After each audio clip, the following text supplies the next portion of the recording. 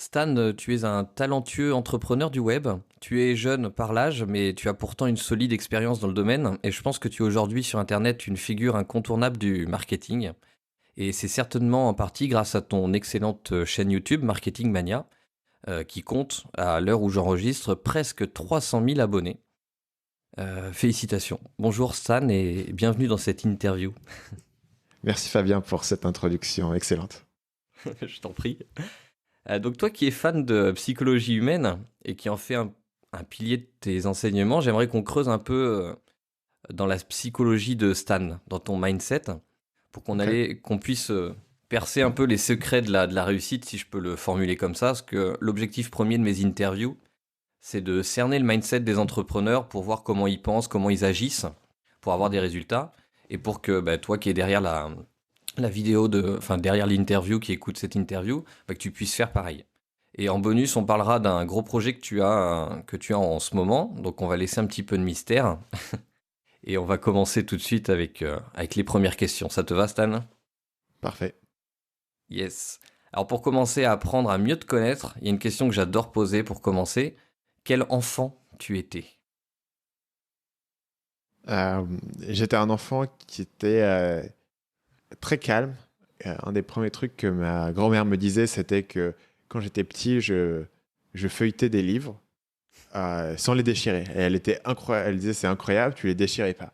Parce qu'évidemment, ça, à cette époque-là, je savais pas encore lire, mais je sais pas, je trouvais ça cool de feuilleter des livres. Je suppose que je regardais les images, mais voilà, je les déchirais pas. J'étais assez soigneux. Et je pense que c'est comme ça que tu peux voir en tant qu'enfant, j'ai été très timide quand j'étais gamin jusqu'à assez tard dans ma vie. Et du coup, j'étais très réservé, je réfléchissais beaucoup, mais je lisais beaucoup de livres. J'étais à fond dans tout ce qui était les livres, mais tu vois aussi un petit peu les collections, ce genre de trucs. Je dessinais beaucoup, je dessinais très longtemps, jusqu'à l'âge de 17, 18 ans. Je dessinais énormément. C'était un des gros passe-temps que j'avais. Je dessinais des mangas, je dessinais des trucs, tu vois, je faisais des cours. Donc j'étais beaucoup dans ce genre de choses. Où j'avais ce côté très. J'aimais bien les livres, j'aimais bien les dessins, j'aimais bien créer des trucs. J'écrivais des histoires, j'essayais d'écrire des romans, des heroic fantasy, ce genre de choses. T'aimais bien être un peu dans ton monde? Carrément, ouais. C'est marrant que tu parles des livres parce que j'ai deux enfants et eux, enfin, ça y est, ça commence, mais ils n'ont pas forcément la notion de ne pas déchirer les livres. Donc c'est une grande compétence. Ouais. Et tu te souviens d'un métier que tu voulais faire quand tu étais plus petit? Bah, quand j'étais plus petit, je voulais écrire des livres, en fait. C'était mon truc, je voulais être écrivain. Euh, Parce que j'avais cette fascination, en fait, notamment pour tout ce qui était l'heroic fantasy. Et cette idée que tu pouvais créer un univers de toutes pièces, tu pouvais créer un livre. Donc, en fait, cette fascination pour l'heroic fantasy avait des avantages et des inconvénients pour moi, en termes de ma carrière d'écrivain. Parce que les avantages, c'était une grande inspiration et j'avais des idées d'univers incroyables, etc. Les inconvénients, c'est qu'à chaque fois, je me disais que, voilà, bon, j'ai une idée de livre, ça va être une série de 9 tomes, chaque tome va faire 500 pages, et du coup, je voulais écrire Harry Potter, tu vois, à chaque fois. Et du coup, c'était un peu compliqué parce que j'avais du mal à voir mes ambitions de manière plus petite, et les seules choses que j'avais vraiment à terminer, c'était. C'était des trucs beaucoup plus courts, tu vois, mais j'arrivais à terminer des trucs de 30, 50 pages, qui au final, quand j'y repense aujourd'hui, à l'âge de 11, 13 ans, c'était pas mal. Mais le problème, c'est que dans ma mentalité, bah, comme c'était un truc qui devait faire 12 tomes, au bout de 50 pages, le héros avait découvert son pouvoir magique, tu vois, mais on était à peine au départ du truc, et j'avais du mal à exécuter ma vision à une telle échelle. Et d'ailleurs, plus tard, je me suis passionné par les mangas, et je dessinais mes propres mangas, et j'avais même problème, parce que mon manga culte, c'était genre Naruto, tu vois, un truc où ils ont fait 80 tomes. Donc en fait, t'étais sur des trucs qui étaient compliqués à terminer. Donc il y avait des petits problèmes à ce niveau-là. Mais c'était. Voilà, j'écrivais vraiment, je me souviens, j'étais dans Word. Au départ, je les écrivais à la main. Et puis ensuite, quand j'ai eu mon premier ordinateur et que j'avais Word, j'écrivais dans Word mes romans avec les chapitres, avec toujours une ambition énorme d'en faire une série entière. Et t'en as gardé?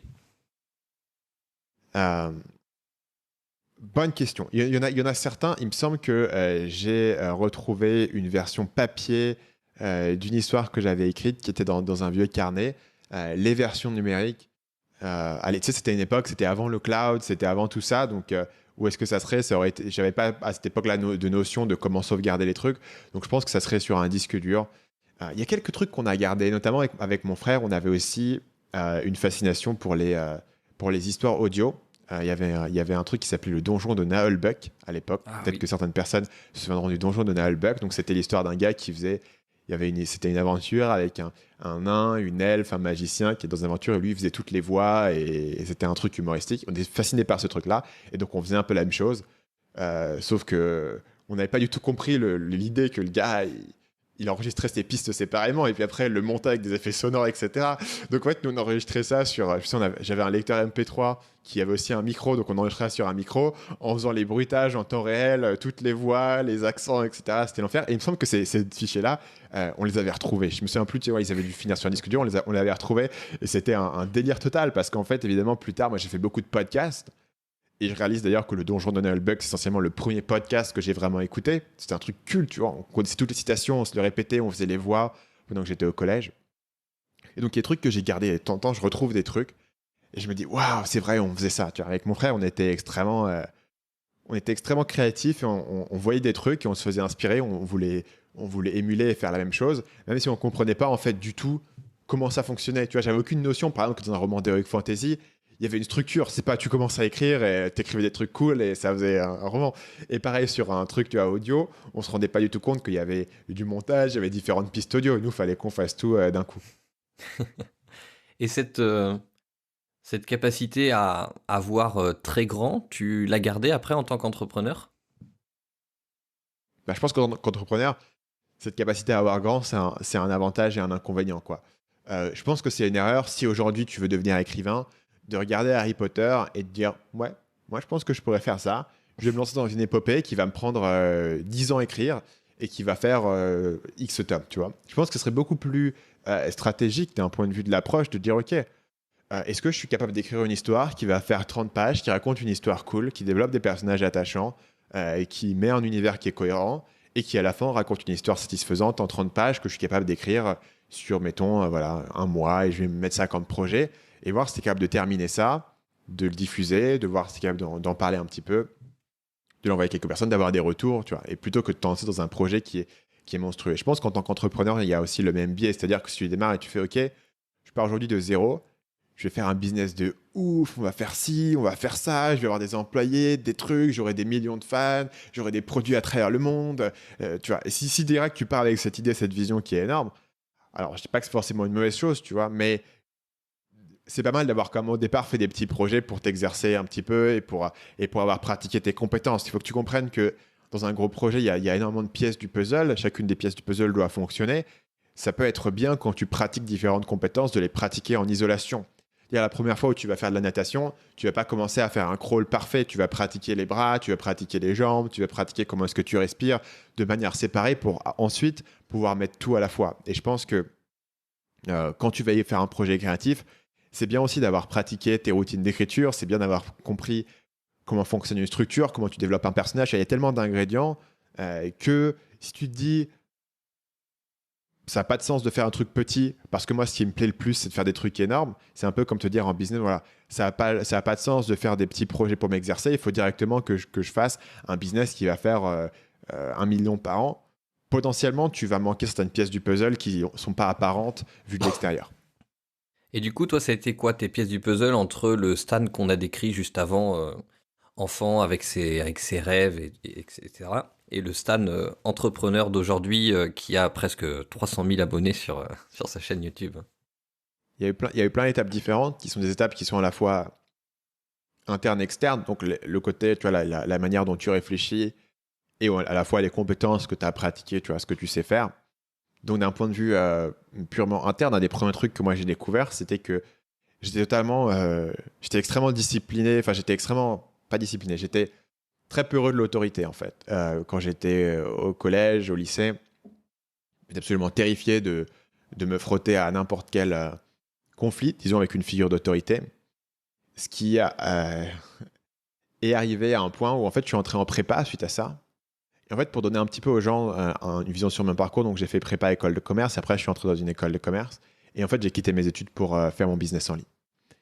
Et cette idée, cette décision d'un jour de dire je vais quitter mon business pour faire des études, pour faire un business en ligne, c'est un truc qui semblait absurde pour absolument tout le monde, surtout dans ces grandes écoles. Voilà, tu t'as un peu le ticket, quoi. T'es rentré, tu fais ton truc, tu fais tes stages et tu vas faire du conseiller en management et t'es content.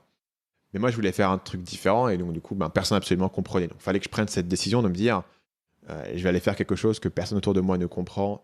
Et au final, aujourd'hui encore, personne autour de moi ne comprend exactement ce que je fais.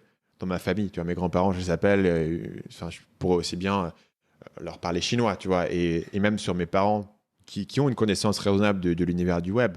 Mais si tu leur demandais de décrire ce que je fais au quotidien, je suis pas sûr qu'ils pourraient vraiment, tu vois, comprendre comment ça fonctionne, pourquoi ça marche, qu'est-ce qui fait. Donc, il faut que tu prennes cette décision à un moment donné de dire, voilà, j'ai mes convictions et je vais y aller à fond. Et en fait, pour moi, tu vois, la période étrangement qui a fait cette différence, c'est vraiment la prépa. Parce qu'en prépa, voilà, tu prépares pendant 2 ans ce concours. Et je suis rentré, voilà, je suis ce qu'on me dit, je fais ce qu'on me dit, mais c'était une pression psychologique qui était énorme pour préparer le concours. Et je sentais que j'arrivais pas à tenir le rythme, en fait. Parce que la manière dont les cours enseignaient me convenait pas. Et j'arrivais rien à retenir, en fait, de ce que les profs me disaient. Donc, le prof me dit des trucs, j'écris sur mon cahier. Et je rentre chez moi, il est 18h, et il faut que je repasse 5 heures pour revoir tout. Et je m'aperçois que j'ai totalement oublié tout ce que j'avais écrit. Mais du coup, je me dis, pourquoi est-ce que je passe 10 heures par jour en cours à écrire des trucs sur mon cahier, quand de toute manière, j'ai un livre où je peux copier mes cours sur quelqu'un d'autre et avoir le truc écrit. Quand de toute manière, tu vois, je mémorise rien, donc ça sert à rien quoi de passer mes heures à écrire des trucs. Donc j'ai pris la conclusion logique. Il faut que tu comprennes qu'à ce stade-là, j'étais au bout du rouleau. J'étais en proche de ce qu'on pourrait appeler, je pense, un burn-out. Tu vois, j'en pouvais plus. Enfin, j'étais totalement noyé dans un truc. J'avais des semaines et des mois de retard dans mes différentes matières.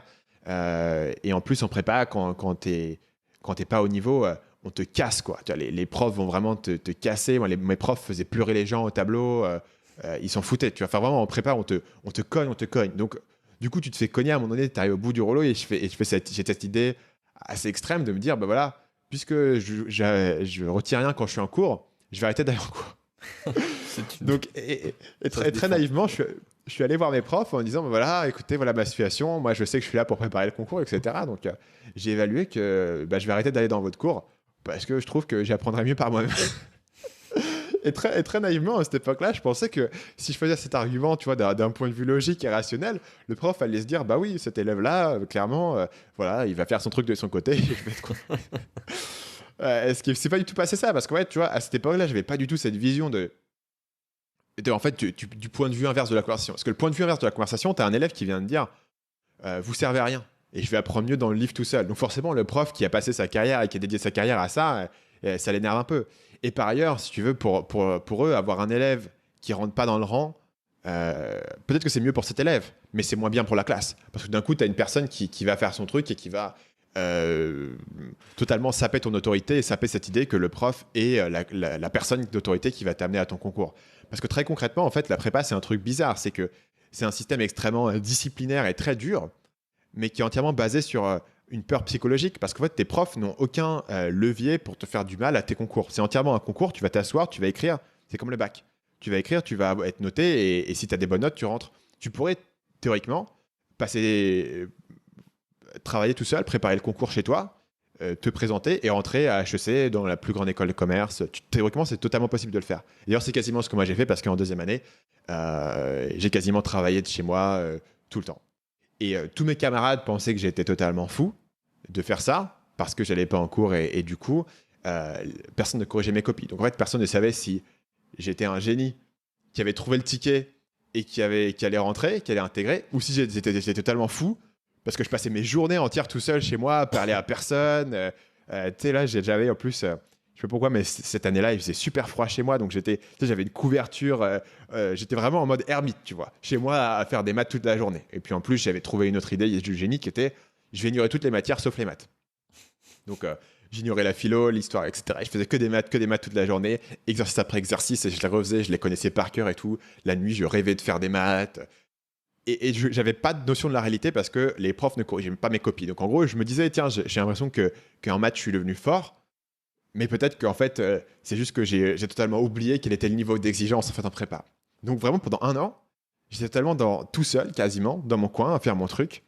Personne ne corrigeait mes copies. J'étais envoyé chez le proviseur. Si jamais je venais en cours, j'étais viré de classe. Si je venais en colle pour faire mes oraux, avec les profs, j'étais envoyé chez le proviseur pour me faire remonter les bretelles. Enfin, c'était un truc totalement bizarre, tu vois. Tout le monde était contre moi dans l'autorité du lycée. Mes parents pensaient que j'avais totalement perdu les pédales. Mes camarades voilà, se disaient que j'étais devenu fou.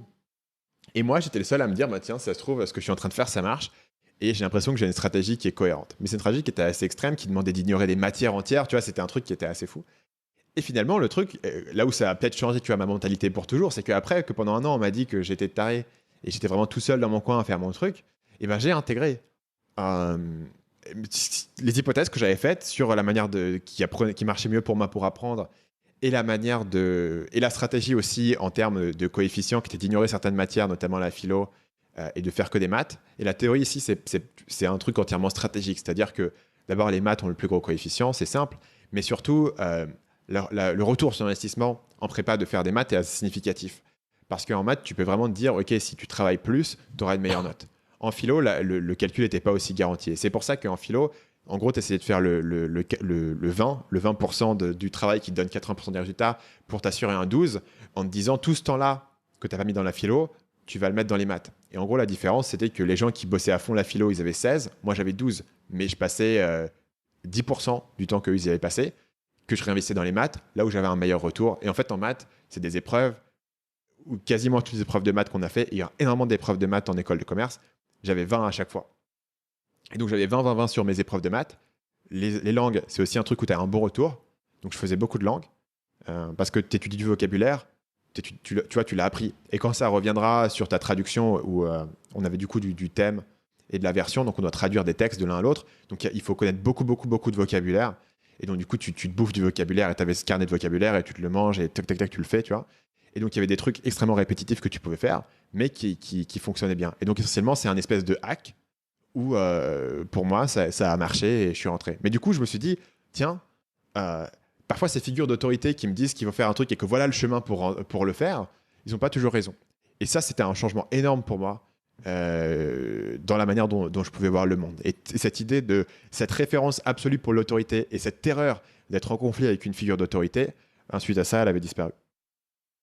C'est hyper intéressant. Puis j'admire le côté discipline que tu as réussi à avoir avec toi-même pour passer une année en ermite, là que ce soit pour les maths. Et du coup, je sais que tu fonctionnes un peu comme ça dès que tu as un nouveau projet. Je trouve ça... tu l'as toujours eu, ce côté-là, discipline, ou on va dire passion. Je pense que c'est plus de la passion qui te pousse à être discipliné. J'ai toujours eu un certain niveau une certaine capacité de concentration, on va dire. Parce que je me souviens, encore une fois, je te disais, voilà, quand j'étais gamin, moi, j'écrivais mes romans. Voilà, je les finissais pas, mais j'arrivais quand même à bien les entamer. Et à y a passé quand même des heures et des heures à écrire tout seul sur mon ordinateur à l'âge de 12-13 ans. Voilà. Et en y repensant aujourd'hui, c'était assez inhabituel, tu vois, parce que personne m'a obligé à faire ça. Et j'aurais pu jouer à la GameCube, ce que je faisais aussi beaucoup. Voilà, je pense que la manière dont si tu regardais mes sauvegardes Pokémon, la manière dont je jouais à Pokémon avait un côté assez obsessionnel compulsif, tu vois, de vraiment aller au bout du truc et de le retourner dans tous les sens.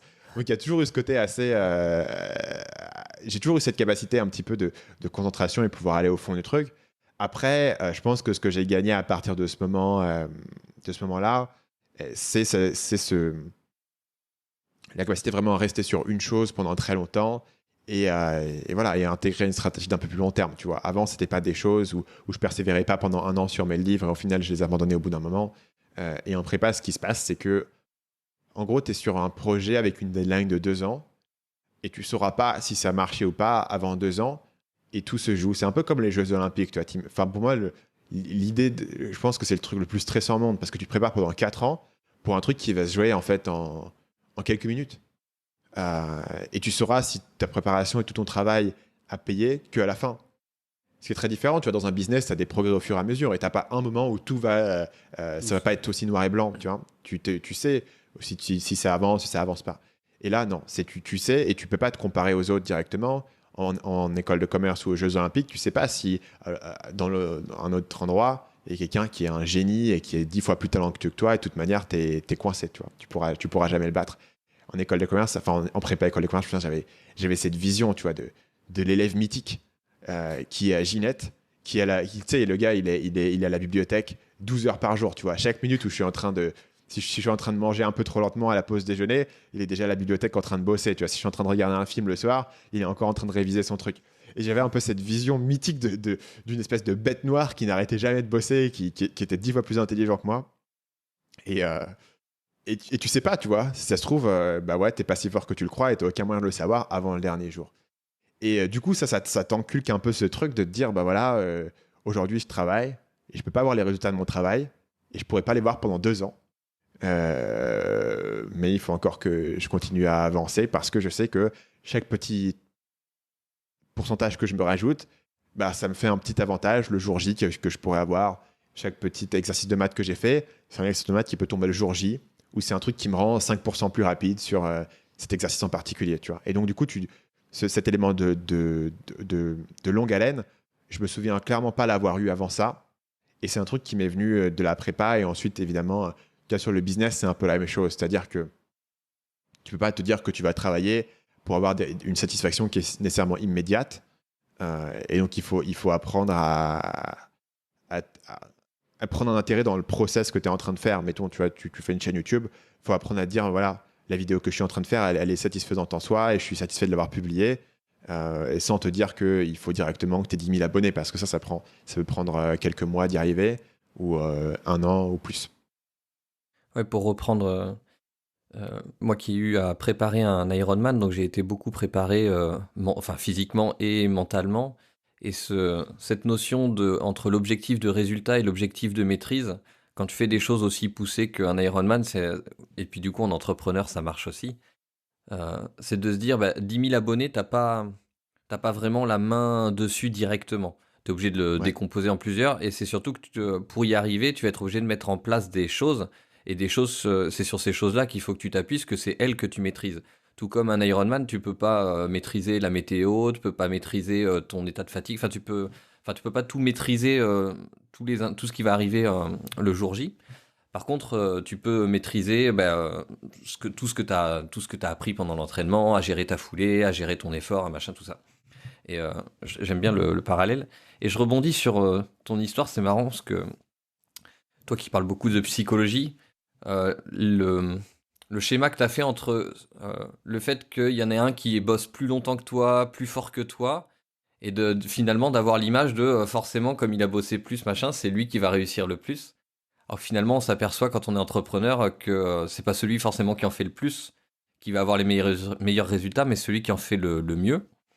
Et c'est un côté que je trouve qui est très fort chez toi, c'est ce côté stratège, d'avoir une stratégie. Tu avais déjà ta stratégie sans savoir effectivement ce qu'elle allait donner au bout des 2 ans de prépa, mais finalement elle a été payante. Et justement, quelle a été la stratégie suivante? Parce que visiblement, tu as eu t'as eu ton concours, parce que tu ouais. es rentré en école. Et ça a été quoi les différents déclics, les stratégies pour que, bah, à un moment donné, tu lâches tout? Enfin, stratégiquement, dans ta tête, il s'est passé quoi pour dire, bon, allez, j'abandonne tout et je me lance en tant qu'entrepreneur? Ouais. Euh, donc la première chose qui est intéressante, c'est aussi une espèce de leçon de vie qui m'est venue de ça. Euh, c'est que le jour où tu as ton concours euh, est un jour de grande déprime en fait. C'est assez bizarre, hein. C'est un truc, tu as travaillé dessus pendant 2 ans, mais je me souviens j'en parlais avec un pote avant les concours et on se disait putain le jour où ça va tomber. Parce qu'en gros, ce qui se passe, c'est que tu passes tes écrits, tu as des résultats, tu passes tes euros, c'est le méga stress, tu passes tes euros, tu fais toute la France, etc. Et tu as tes résultats. Et t'es, ok, vous êtes admis, tac, tac, tac, tu réponds, ok, c'est bon, j'y vais, tu vois. Et donc, t'es validé, tu sais là où tu vas être. Et du coup, c'est 2 ans de tension qui s'arrêtent en un jour. Avec le pic en plus de tension à la fin sur les euros, et puis ensuite, t'attends pour avoir tes résultats. 2 ans de tension qui s'arrêtent en un jour, et tout d'un coup, t'as plus aucune direction dans ta vie. T'as plus rien, tu vois, où tu peux investir ton effort. Il y a plus de trucs, il y a plus d'axes d'amélioration que tu avais. Là où tu avais un axe d'amélioration qui était simple, là, après, tu peux dire peut-être que c'est malsain de penser comme ça, mais c'est un peu un truc monomaniaque, tu vois. Soit ce truc-là m'aide à avoir mon concours, soit ça me sert à rien. Tu vois, tu peux juger ta vie et tu peux avoir une échelle de valeur qui est extrêmement claire. Est-ce que ça m'aide à avoir mon concours ou est-ce que ça est un détriment à mon concours? Et donc, du coup, j'ai eu une première année suite à avoir le concours, qui était une année où j'étais assez perdu en fait dans ma vie parce que il y avait plus cette échelle de valeur qui était claire. Et d'ailleurs, j'ai un souvenir assez étrange de la première année en école de commerce où j'ai l'impression que beaucoup de gens, en fait, étaient assez perdus dans leur vie et ne savaient pas exactement que faire maintenant. Tu vois, après une telle pression, on relâche totalement la pression psychologique. Et donc, du coup, les gens tombent à fond, par exemple, dans un truc de course à la popularité assez étrange en école de commerce, selon mon souvenir. Après, voilà, peut-être ne me prenez pas la lettre là-dessus, parce que c'est aussi le souvenir que moi j'en ai, qui est forcément teinté de manière assez particulière, puisqu'après, j'ai décidé que c'est un environnement auquel dont je voulais sortir. Et donc, du coup, j'ai passé une année où j'avais plus du tout cet objectif-là, et je me sentais un peu en flottement, tu vois. J'avais pas vraiment d'endroit où canaliser mes énergies. Le niveau scolaire qui était demandé en cours est très bas par rapport à ce que tu avais vécu en prépa. Donc, c'est pas quelque chose qui t'obnubile.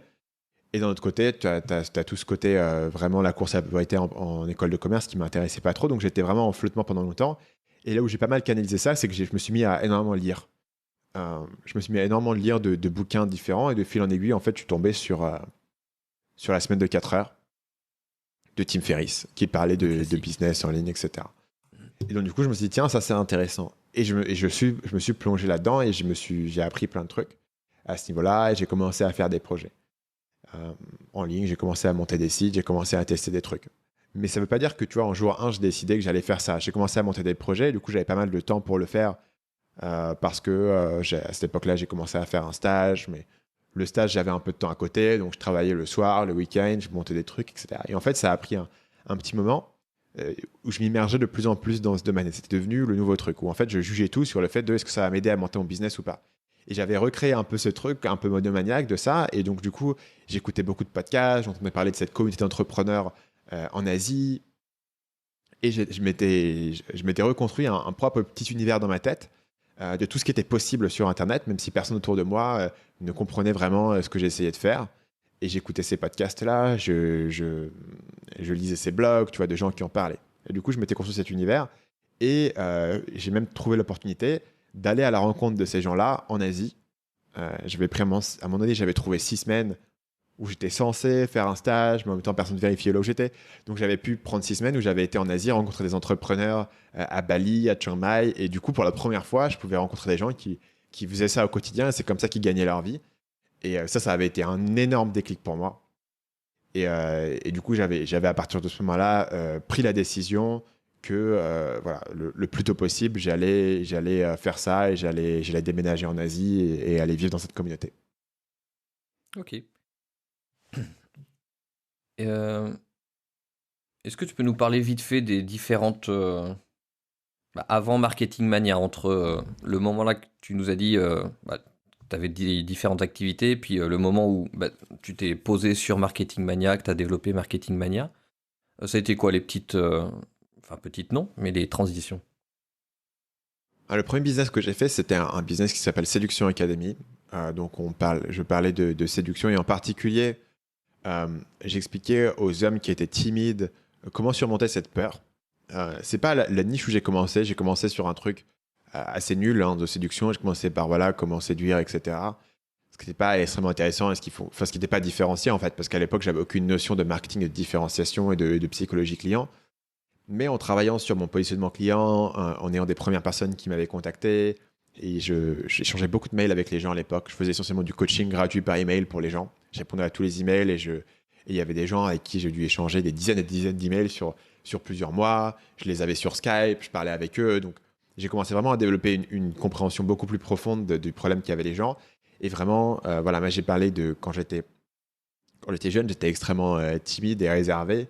Et en fait, c'est un truc qui s'est résolu à partir du moment où j'ai été en prépa et toute cette affaire où en fait, voilà, j'ai complètement abandonné en fait l'idée que ce que les gens pensaient de moi était un truc qui était vraiment important.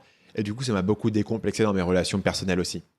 Parce que tout le monde pouvait penser que j'étais fou dans un domaine et de manière prouvée, en fait, j'étais pas fou parce que j'ai eu mon concours, tu vois. Et donc, du coup, ça m'a beaucoup décomplexé dans mes relations personnelles. Je me suis demandé comment est-ce que je pouvais faire pour amener des gens à avoir cette même réaction.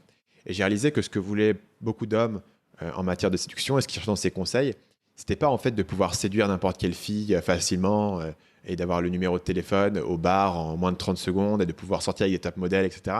Ce qui était ce que leur rendaient la plupart des coachs de séduction. Mais c'était beaucoup plus de se dire, bah moi, si je rencontre une fille et qu'elle m'intéresse, eh ben, j'ose rien faire. Et du coup, je rentre chez moi et je me dis, mais je suis vraiment un loser. Et il y avait vraiment un truc d'image personnelle et d'ego et de se dire, voilà, euh, le fait d'avoir de l'intérêt par rapport aux femmes, c'était une validation personnelle. Et aussi, c'était une validation que tu étais capable de prendre ta vie en main et de faire les trucs et de pas être totalement paralysé par tes blocages internes. Et en creusant là-dessus, je me suis dit, c'est vachement intéressant parce que je pense que c'est quelque chose sur lequel, en bossant bien, je peux apporter une solution à ça. C'est aussi un angle qui est unique, que peu de gens font, et c'est une promesse qui est beaucoup plus réduite. Parce que le truc, c'est que si ta seule promesse, tu vois, c'est de dire, bah, tu vas draguer des filles, à un certain point, tout le monde est sur la surenchère. Tu vas draguer des filles, même si t'es moche, pauvre, t'as pas de sens de l'humour. Et voilà, et tu vas pouvoir faire ci, faire ça. Il y a des promesses qui sont en surenchère. Et le problème, c'est qu'à un moment donné, les gens n'y croient plus. Et donc, du coup, j'ai développé ce premier business qui parlait de ça. Et puis ensuite, on a développé différents autres produits sur ce business, notamment un produit sur la sexualité qui fonctionnait bien. Là aussi, c'était un truc intéressant. Tu vois, c'était pourquoi est-ce que les hommes veulent devenir meilleurs au lit? Ça, c'est un truc intéressant. Tu vois, c'est une question qui est intéressante. Et j'ai vraiment travaillé sur ce truc de quelle est la motivation qui va pousser quelqu'un à acheter une formation pour devenir meilleur sur la sexualité. Et après, du coup, sur la séduction, j'ai fait pas mal de produits comme ça. Et là, c'était des produits que je faisais souvent avec d'autres coachs. La sexualité, c'était pas moi qui étais le coach, mais c'était moi qui m'occupais du marketing. Et donc, du coup, une fois que j'avais fait le tour de mon sujet d'origine, qui était comment surmonter ses peurs pour parler aux filles qui t'intéressent essentiellement, je me retrouvais dans une position où j'étais en fait souvent la personne qui s'occupait du marketing et j'avais d'autres personnes qui s'occupaient des formations. Du coup, je me retrouvais à faire le marketing sur la séduction et j'étais passionné par le copywriting. J'apprenais tout ce que je pouvais apprendre sur comment vendre, le marketing, comment structurer des séquences email, comment faire des webinaires, comment faire des vidéos de vente. Et j'avais beaucoup l'occasion de pratiquer, puisque souvent dans ces produits-là, ma partie c'était le marketing, les emails, la page de vente, et j'avais quelqu'un d'autre qui faisait la formation sur des sujets plus pointus. Et donc du coup, de fil en aiguille, je suis devenu la personne que les gens venaient voir pour faire du marketing. Au départ dans la séduction, donc d'autres coachs de séduction venaient me voir, me disaient tiens, moi j'ai ça, cette page-là, elle marche pas trop, t'en penses quoi? J'ai tel produit, tu ferais quoi là-dessus? Et du coup, je commence à donner des conseils aux gens comme ça, et ça me fait penser que bah tiens, il y a peut-être un axe intéressant pour moi de me positionner sur le côté de l'optimisation des conversions, des séquences email. C'est comme ça que j'en suis venu à créer un site qui s'appelle Marketing Mania. Au départ, sur un positionnement qui était vraiment je vais faire de l'optimisation des conversions pour toi, je vais faire des tests A/B. Ce qui marchait pas trop. C'est trop technique par rapport à la demande du marché. C'est pas quelque chose qui fonctionnait trop. Et donc en fait, ensuite, suite à ça, j'ai pivoté sur la pub Facebook de manière assez étrange. C'est que j'avais un ami que je connaissais de l'époque, euh, de la première fois d'ailleurs où j'avais été à Chiang Mai, et avec qui j'avais travaillé ensuite sur différents projets dans la séduction, qui avait un site et qui m'avait demandé si ça m'intéressait de travailler avec lui sur ce site et de faire de la pub Facebook en retargeting. J'ai fait ouais, ça a l'air cool. Et du coup, en fait, je suis tombé dans la pub Facebook par hasard parce que je cherchais un projet et je cherchais à pratiquer un truc. Et du coup, je me suis dit sur Marketing Mania, je vais faire ça et je vais parler de ça. Donc pendant tout un moment, Marketing Mania, c'était un site qui parlait de pub Facebook et je faisais de la pub Facebook en consulting, etc. Suite à quoi, j'ai commencé à faire du contenu sur la pub Facebook, puis du contenu sur les conversions, puis du contenu sur la psychologie humaine, et de fil en aiguille, j'en suis arrivé là où je suis aujourd'hui. Ok, chouette. Et il y a un truc quand même qui relie tout ça, c'est qu'à chaque fois, tu viens te mettre à la place des gens, tu réfléchis en te mettant dans leur basket. Et au final, le point commun à tout ça, c'est que tu t'intéresses vraiment à la psychologie humaine. Pourquoi les gens pensent comme ça? Pourquoi est-ce qu'ils te feraient confiance? Pourquoi, enfin, quel est vraiment leur résultat, leur objectif et tout ça, leurs besoins? Est-ce que tu dirais que la psychologie, c'est une de tes passions au quotidien, un truc qui te passionne d'étudier? Carrément. Euh, En fait, je pense qu'il y a deux manières de le voir.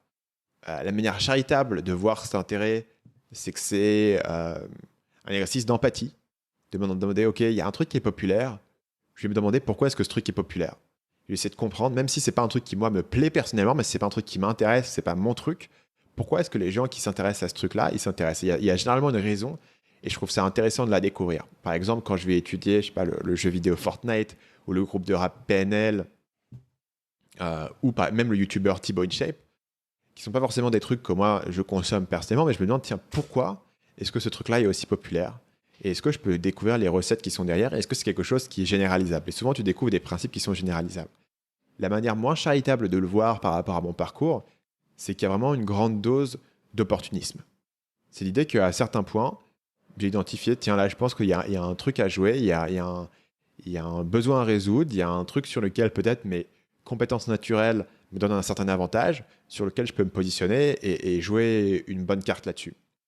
Mais dans les deux cas, ça vient pas nécessairement, tu vois, de tes propres idées ou de tes propres opinions, mais aussi de regarder ce qui se passe, ce qui intéresse les gens, ce à quoi ils vont réagir, etc. Donc, c'est la solution de facilité parce que c'est beaucoup plus facile de proposer aux gens un produit qui correspond à ce qu'ils ont envie d'acheter plutôt qu'essayer de les convaincre d'acheter quelque chose qu'ils n'ont pas envie d'acheter. Ça paraît, ça paraît évident. Et, est-ce que tu as d'autres passions que la psychologie? Euh, j'ai un certain nombre d'éléments, de trucs qui m'intéressent et qui sont liés. En fait, la psychologie, c'est tellement large qu'il y a plein de trucs qui sont liés. Par exemple, j'ai un grand intérêt pour tout ce qui est le storytelling et la manière dont les films, les séries sont structurés, sont écrits. Alors après, tu peux voir ça comme étant une forme de psychologie humaine, tu vois, c'est la manière dont les gens réfléchissent aux histoires, mais c'est quelque chose qui me fascine énormément. Un autre truc auquel je me suis réintéressé récemment et qui était aussi un centre d'intérêt quand j'étais au lycée, mais qui est devenu une. J'ai trouvé plein de chaînes YouTube intéressantes à ce sujet-là. C'est tout ce qui est le game design. Et encore une fois, comment est-ce que les jeux vidéo sont construits pour créer une certaine émotion, en fait. Et ça, c'est des éléments où tu peux vraiment analyser et découvrir énormément de nuances.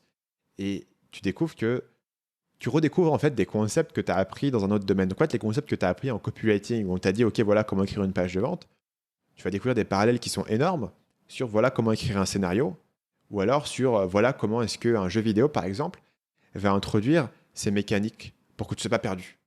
Comment est-ce que, étape par étape, il va t'apprendre comment jouer sans être ultra didactique, sans te dire, voilà, ok, tu vas faire ci, maintenant tu vas faire ça. Tu vois, comment est-ce qu'il te conduit toi-même à avoir l'impression que tu as découvert un truc, alors que c'était lui qui avait prédit que, ok, bon, là, je vais mettre un truc et je vais le construire de manière où c'est évidente qu'il doit pousser je sais pas, ce tonneau dans le trou. Et comme ça, il a appris que s'il pousse un tonneau dans le trou, ça fait ça. Tu vois, et comme ça, petit à petit, il va t'apprendre les éléments. Et du coup, j'ai beaucoup d'intérêt pour ce genre de sujet-là. Ok. Tu aimes l'être humain finalement. C'est étrange, hein, parce que tu vois, c'est parfois les personnes qui sont les plus introverties qui sont aussi le plus fascinées par la psychologie humaine. Parce que moi, c'est pas quelque chose qui me venait naturellement, tu vois. J'étais pas naturellement quelqu'un qui était persuasif, quelqu'un qui était dans la conversation, tu vois. J'avais pas une intuition naturelle pour tout ça.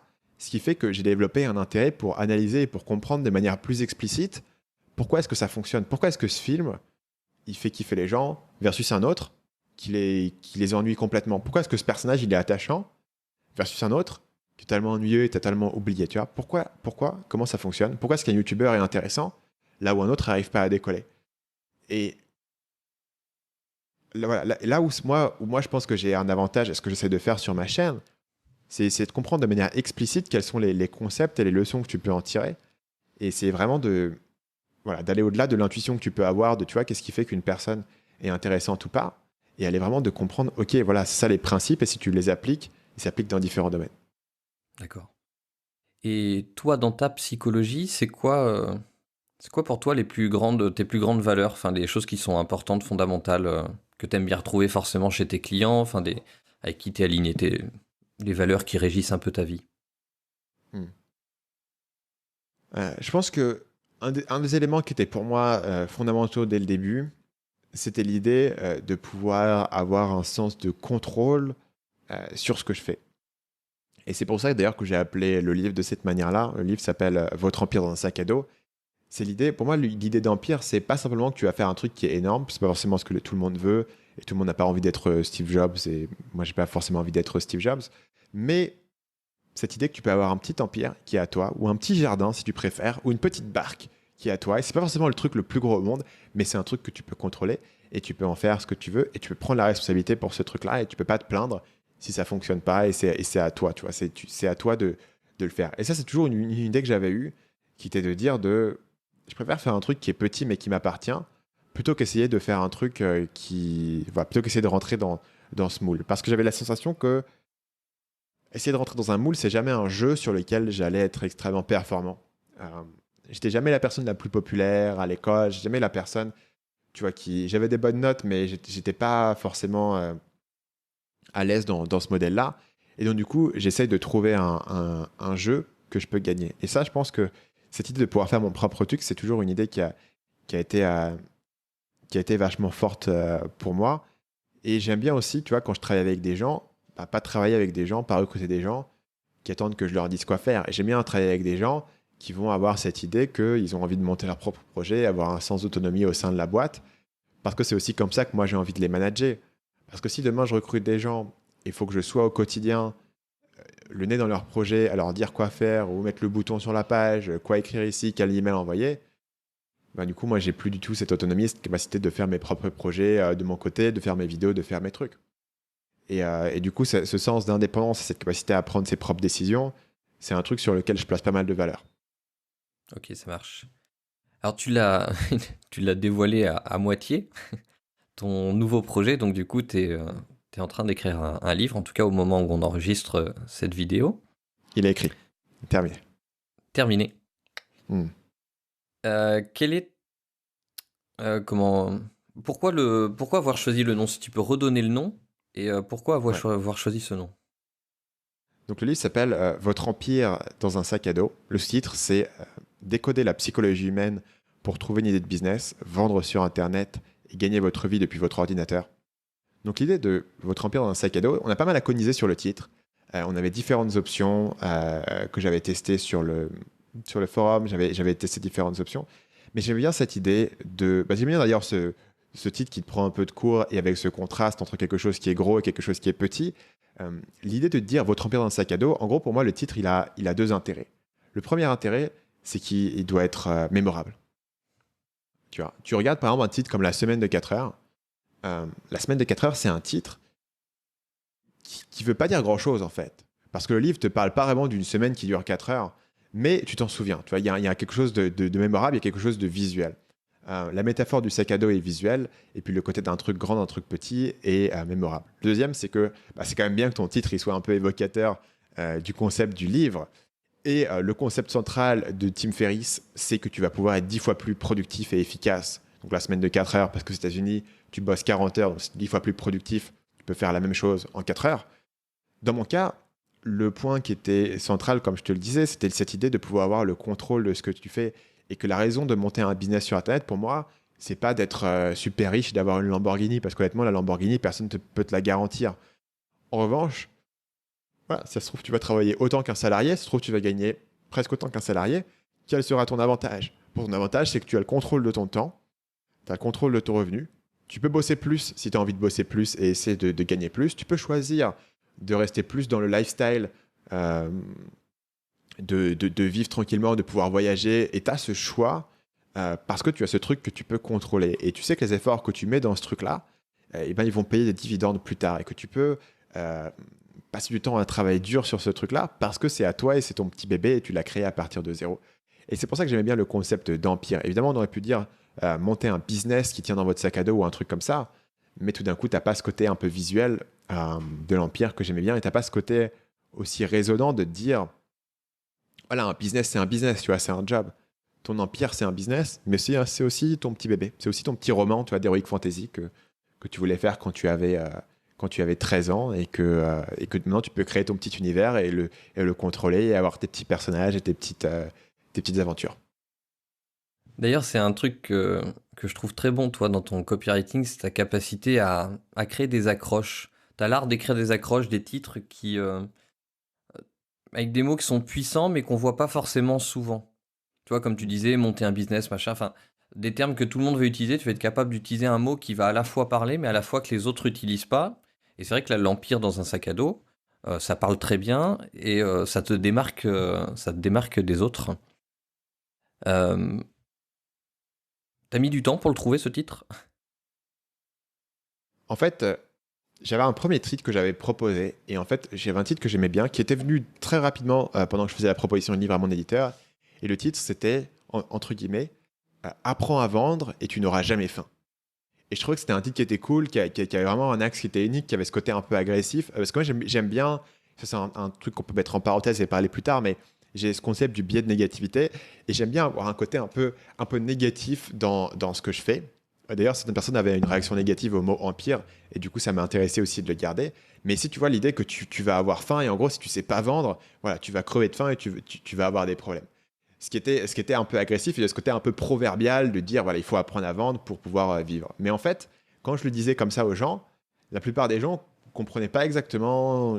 Enfin, la métaphore de la faim n'était pas transparente pour eux. Pourquoi est-ce que tu parles d'avoir faim? C'est un peu bizarre.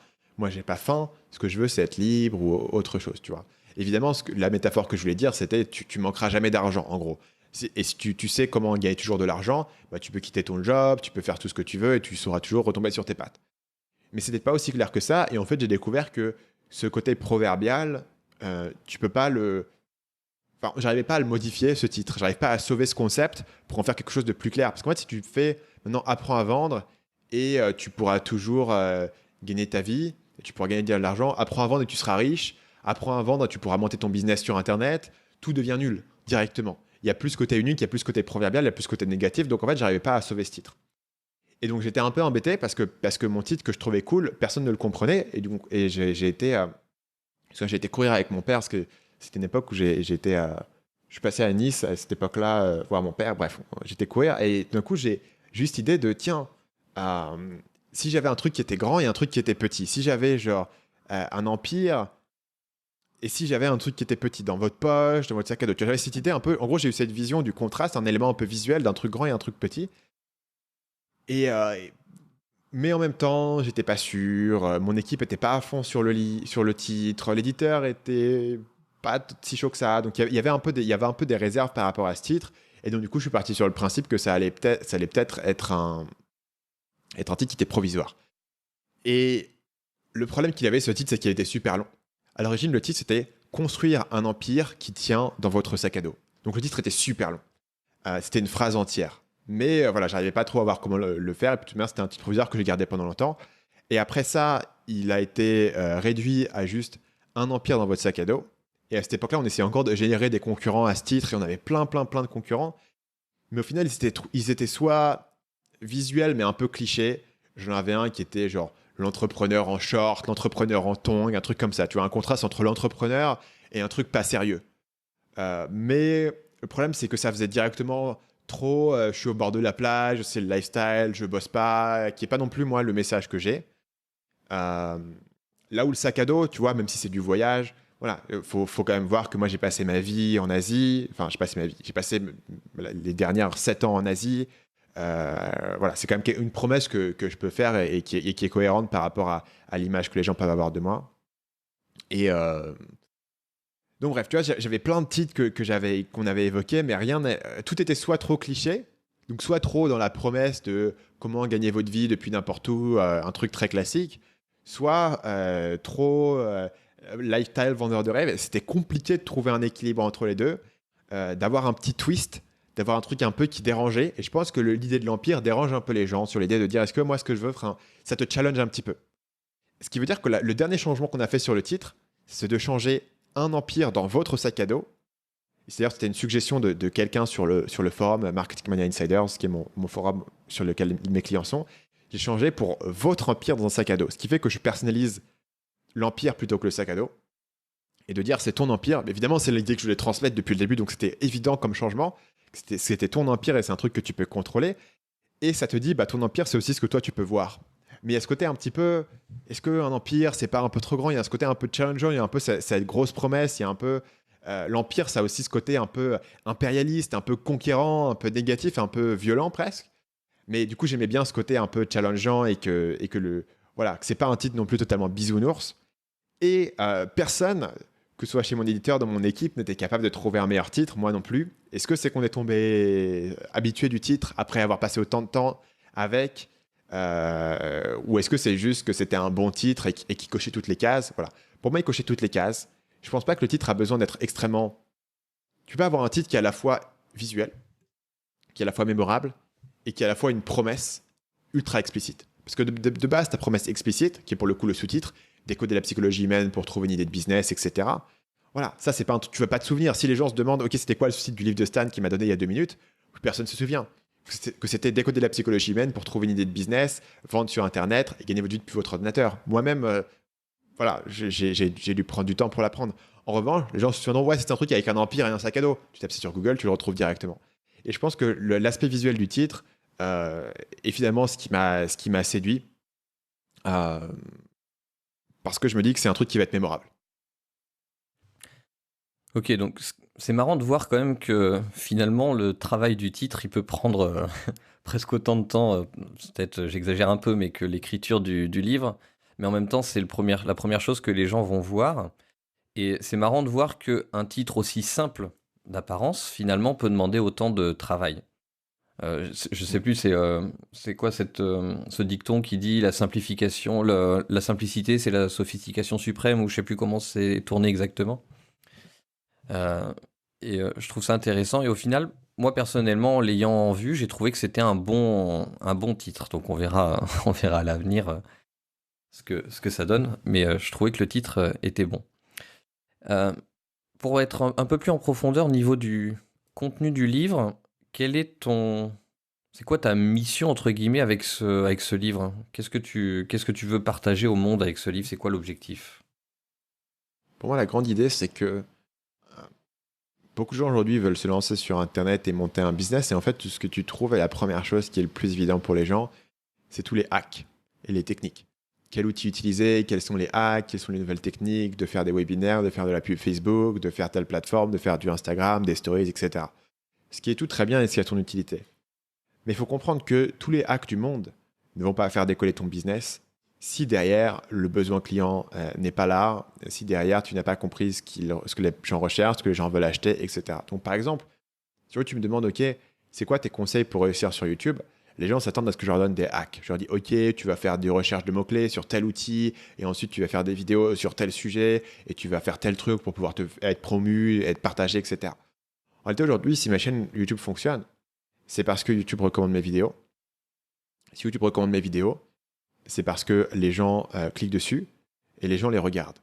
Si les gens cliquent sur mes vidéos, c'est pas parce que j'ai fait un hack, c'est parce que j'ai bossé sur la miniature et le titre en me demandant quel est le meilleur angle pour amorcer cette vidéo. Qu'est-ce qui va faire que les gens vont avoir un effet de curiosité, un effet de nouveauté qui va les faire cliquer là-dessus.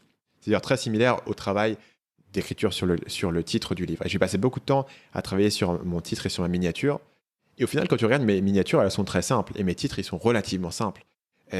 Mais j'ai vraiment réfléchi à quel était le meilleur angle pour aborder cette vidéo. Et pareil, sur les vidéos, j'ai vraiment réfléchi à comment est-ce que je pouvais structurer la vidéo pour avoir une accroche qui est forte, pour avoir une promesse qui est forte, pour faire rentrer les gens dans la vidéo et pour que les gens regardent la vidéo pendant longtemps, jusqu'au bout.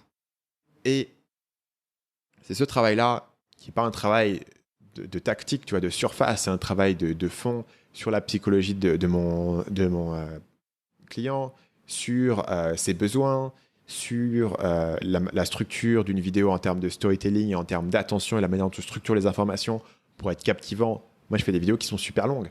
Parfois, je fais des vidéos... Enfin, c'est pas rare pour moi de faire une vidéo qui dure plus de 20 minutes. J'ai une vidéo qui dure 56 minutes sur ma chaîne, qui a fait 170 000 vues.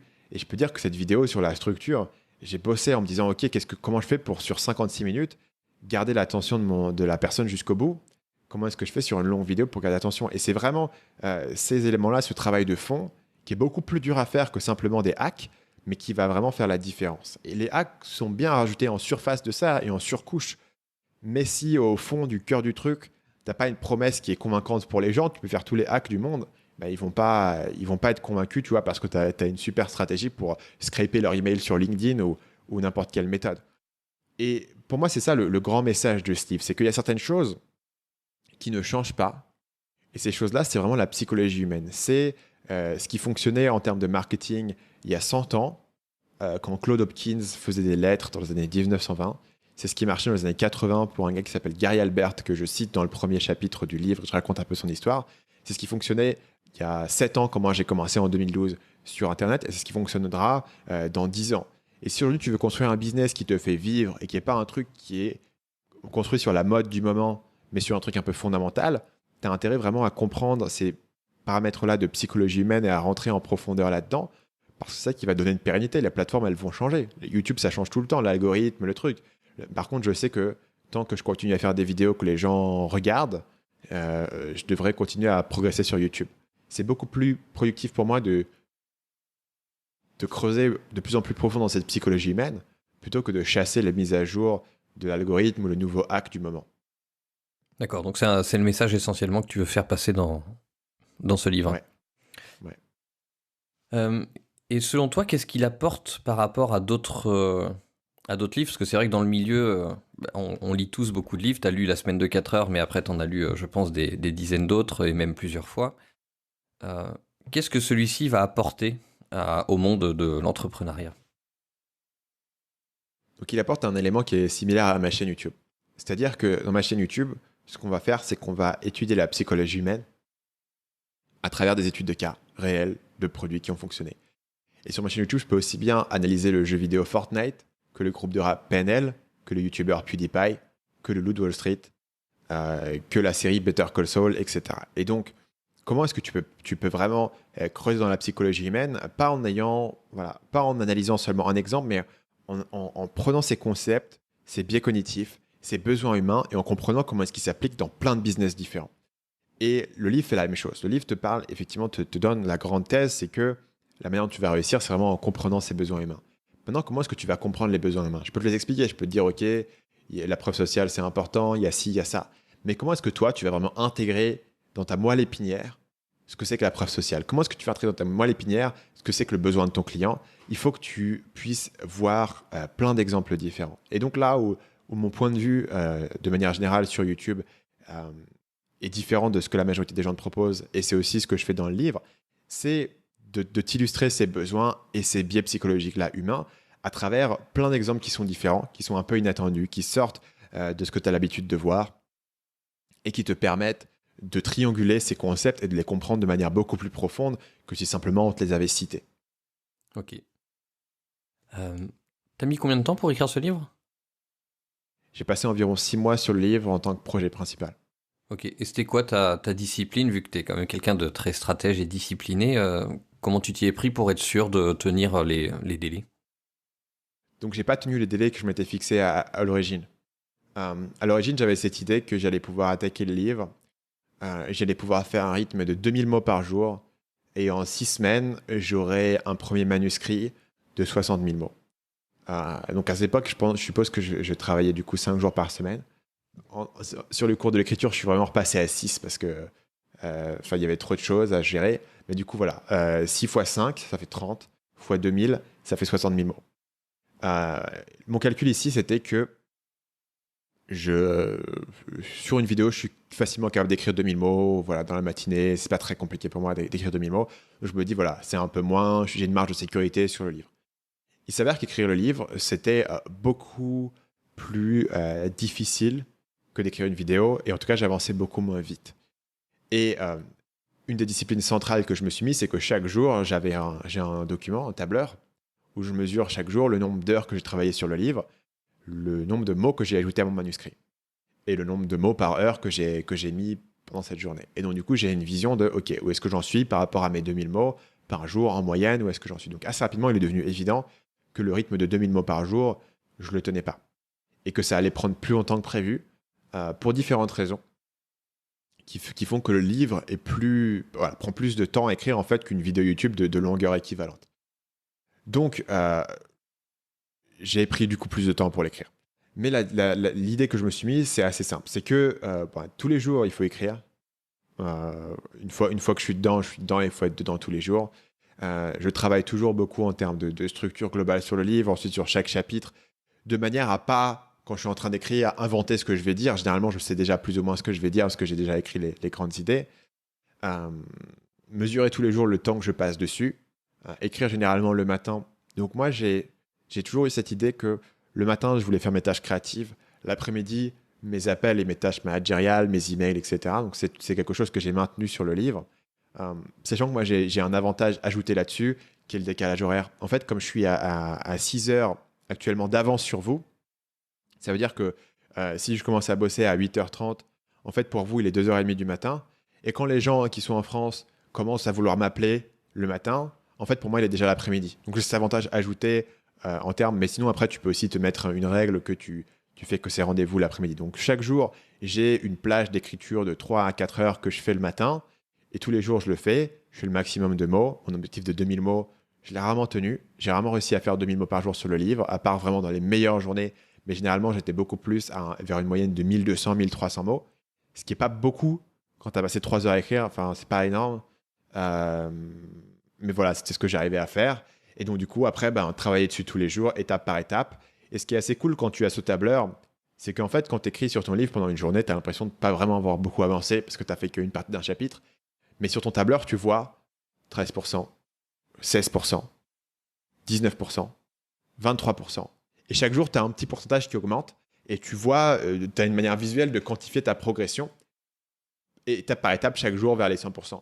Même une journée où tu as galéré beaucoup, tu as au moins écrit 1,5% généralement de ton livre, tu vois. Et 1,5%, voilà, c'est comme la différence entre 30% et 31,5%. C'est pas énorme, mais tu peux être satisfait, tu vois. Et tu as ce petit hack psychologique, qu'on pourrait presque appeler ça de la gamification, transformer le processus presque en un jeu avec une barre de progression, qui, moi, m'a pas mal aidé à garder perspective de combien de temps ça allait prendre. Et après, c'est partir tous les jours. Le dernier discipline que je me suis mise, et qui est encore une fois un truc très important que j'ai appliqué depuis un moment, c'est de séparer en fait les étapes de création. C'est-à-dire qu'il y a une étape où tu fais un plan, il y a une étape où tu écris, et une étape où tu relis. Mais il ne faut pas mixer les trois. Si tu es en train d'écrire et de relire à la fois, c'est là où les gens se retrouvent dans un livre, et ça fait 3 ans qu'ils écrivent, et ils n'arrivent pas à le terminer. Parce qu'ils sont toujours en train de modifier ce qu'ils ont fait avant, et ils sont toujours en train de revenir. Une fois que tu as commencé à écrire un livre, il faut le faire comme l'explique par exemple Stephen King dans Mémoire d'un métier, son livre où il parle d'écrire. Une fois que tu as commencé le livre, tu avances en ligne droite.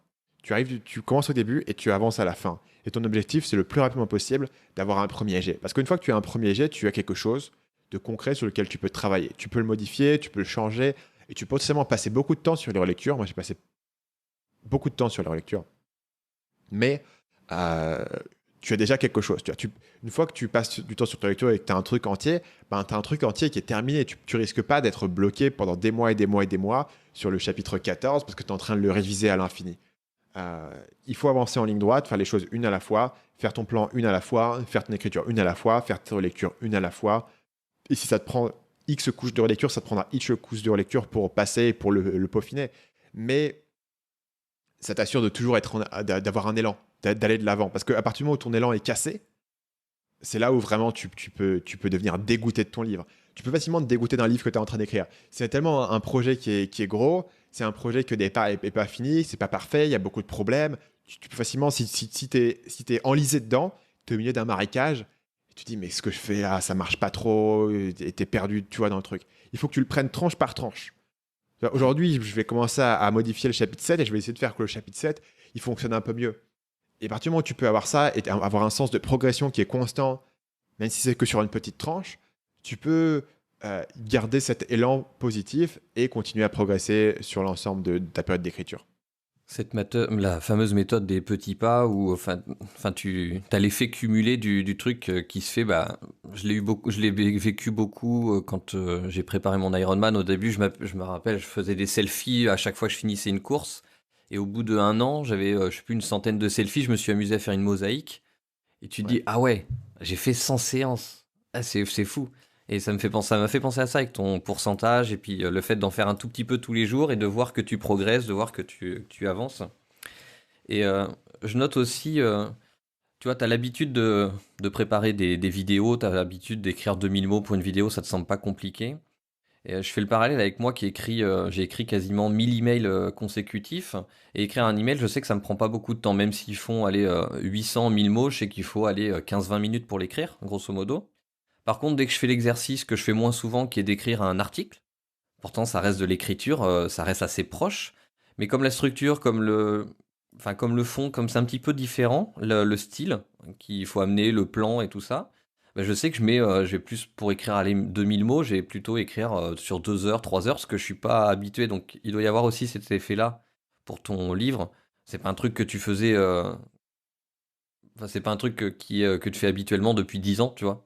Et peut-être qu'il y avait aussi cette notion-là, ce mixte. Il y a ça, il y a l'idée que plus tu bosses sur quelque chose qui est gros, plus tu as des problématiques de structure. Moi, j'ai aussi le même effet sur les emails. C'est-à-dire qu'un email, tu peux le démarrer, tu peux le finir, et voilà. Et c'est un truc qui est contenu.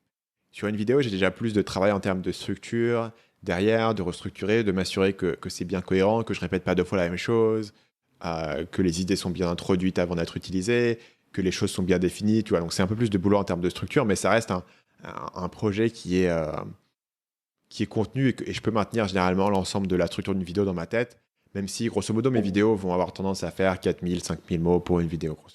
C'est l'échelle à laquelle j'ai l'habitude de travailler. Sur le livre, tout d'un coup, il faut maintenir beaucoup plus de choses dans ma tête. En fait. Il faut beaucoup plus travailler en termes de structure sur chaque chapitre pour que, à la fois au sein du chapitre, mais à la fois les idées soient bien introduites, mais à la fois que les idées introduites plutôt dans le livre soient bien réutilisées, etc. Donc, ça demande beaucoup plus de boulot en termes de cohérence, en termes de concept, euh, en termes de rythme, en termes de storytelling, en termes de narratif, d'alternance entre les différents types de contenus qui sont dans ton livre. Avoir des exemples, avoir de l'application, il faut s'assurer que les deux arrivent bien au bon moment. Ça, c'est le premier point. Le deuxième point, c'est simplement un élément de recherche et d'inspiration. C'est-à-dire, encore une fois, sur une vidéo, à partir du moment où je démarre la vidéo, généralement, la vidéo elle est déjà écrite dans ma tête. Je sais grosso modo ce que je vais dire, je sais les exemples que j'ai, les concepts que j'ai la vision du truc. Sur le livre, c'est pas possible parce que parfois, tu sais qu'il faut que tu arrives sur un certain chapitre, faudra que tu le fasses à ce moment-là, il faudra que tu écrives le truc, mais tu n'es pas encore exactement sûr de quel est le bon angle sur ce chapitre. Mais le jour où tu arrives sur le chapitre, bah, il est temps de le trouver, ton angle. Et tu ne peux pas avancer tant que tu ne l'as pas trouvé. Tu vois, alors là où la vidéo, je la fais qu'au moment où elle est déjà écrite dans ma tête, bah, le moment où j'arrive sur le chapitre, il faut que je fasse ce chapitre et c'est le moment de le faire. Donc j'ai plus de trucs que je me dis, ah tiens, je pourrais mettre tel exemple ici, donc je vais aller me renseigner sur tel exemple, je vais faire des recherches, je vais rajouter des concepts. Ce qui fait que voilà, plus le truc est gros, plus tu as de travail fondamental en termes de structure et de concept, et plus tu as des passages obligés. Tu vois, par exemple, j'arrive sur un chapitre qui parle de comment trouver une idée. Il faut que je trouve une manière différente de parler comment trouver une idée et comment utiliser la psychologie humaine pour trouver une idée. Sur une vidéo YouTube, en fait, ce que j'aurais fait, c'est de me dire, tiens, ce serait marrant de faire une vidéo là-dessus, je vais la noter de côté. Et un jour, je trouverai un bon angle pour la faire. Et quand la vidéo, elle me semblera évidente, là, je la ferai. Mais je ne me forcerai pas à me dire, OK, je vais faire cette vidéo sur ce sujet, mais je sais grosso modo ce que je veux dire, mais j'ai pas d'angle, tu vois. Sur une vidéo, je choisirais un truc où j'ai déjà un angle qui est évident. Là où sur le livre, bah, parfois, j'arrivais sur un chapitre et j'avais pas d'angle qui était évident, où je savais grosso modo les conseils que je voulais amener.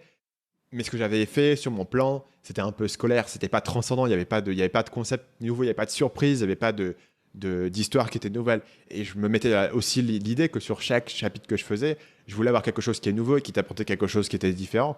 Ce qui faisait que parfois, le premier jour d'écriture, j'allais tester différentes approches, chercher différents concepts, chercher différents exemples pour vraiment trouver un truc où je me dis, ah ouais, là, j'ai un truc qui est bien, qui est vraiment nouveau, que je vais pouvoir faire dans ce chapitre. Ok, nickel. Je vois bien je vois bien la difficulté. Et du coup, est-ce que tu as une date à nous communiquer?